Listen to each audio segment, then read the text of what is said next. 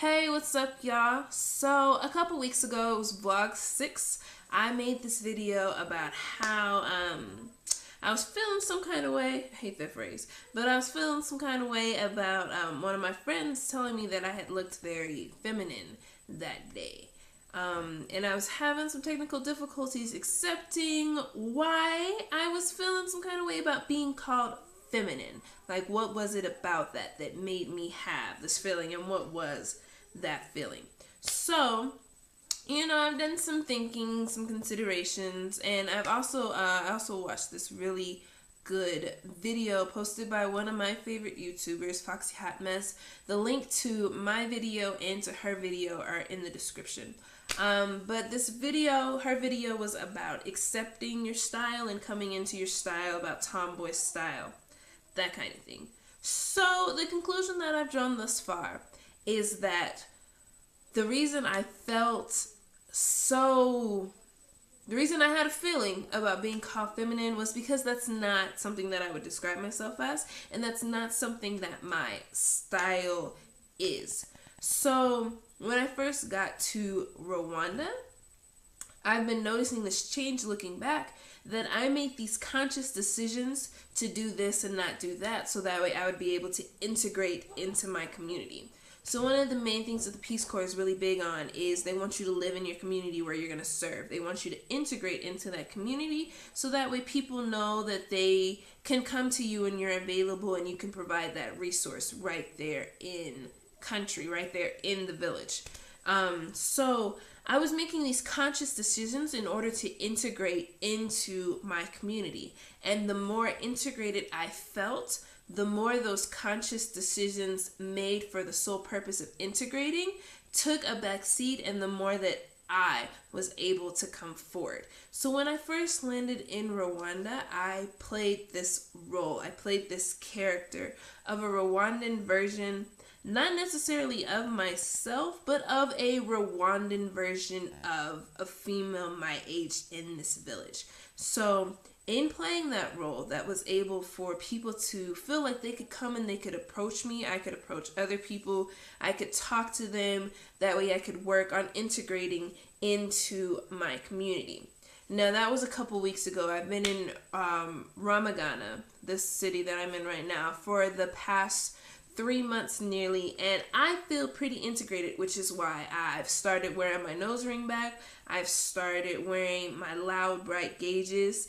I walk around in my tank tops to show off all my tattoos, because the groundwork that I had laid in the beginning in portraying that role allowed people the opportunity to get to know me without any kind of bias that would overwhelm them at the time. And now that I do feel integrated and I do feel like people know me, I'm able to bring out more of myself, because adding my nose ring or adding my loud gauges or adding my tattoos doesn't subtract from the groundwork that I laid down in the beginning.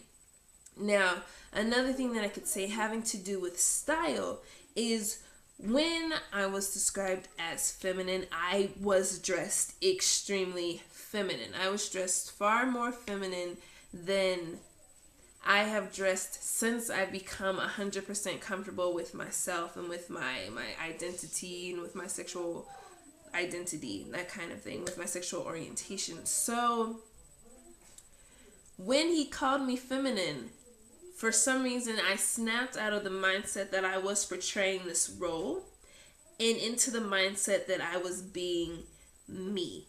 And me, myself, I am not feminine, or I would not describe myself as feminine, nor do I wear very feminine clothing. But at the time, while I was trying to integrate, that could be interpreted as feminine. So the fact that he called me that meant that I was passing pretty well, right? So another thing that I've really been thinking about is, the more integrated I feel, the more I feel the desire to be as much as myself as I can, while at the same time still being safe. So what that means is, while I'll never be able to fully be out in my community and wave my rainbow flag and throw glitter at people, I still want my swagger. I still want to portray my swagger. And one thing that I look back on now is that I wish I would have brought my bow ties. I wish I would have brought more hats. I wish I would have brought more collared shirts, more of my bling bling, my cologne, like things that make me feel like me. Because now, since I do feel so integrated into my community, now would be the time for me to go ahead and bust those out. Because back home in the States, I wore a bow tie every other day. I wore a bow tie when opportunities called for it, and sometimes when opportunities didn't call for it, because I just liked my bow ties. I wore my snapbacks, my fitteds, my jerseys. Like, I very much had pretty boy, tomboy swagger back in the States, and I wish that I would have brought more of that with me. So, one of the things that I'm probably going to ask for in my next few packages is for my mom to go ahead and send me some more of my things, so that way I can start to really feel like me and I can portray myself instead of portraying a character, because I'm here for 2 years, you know? So I definitely want to be as much as myself as I can, while at the same time still being safe.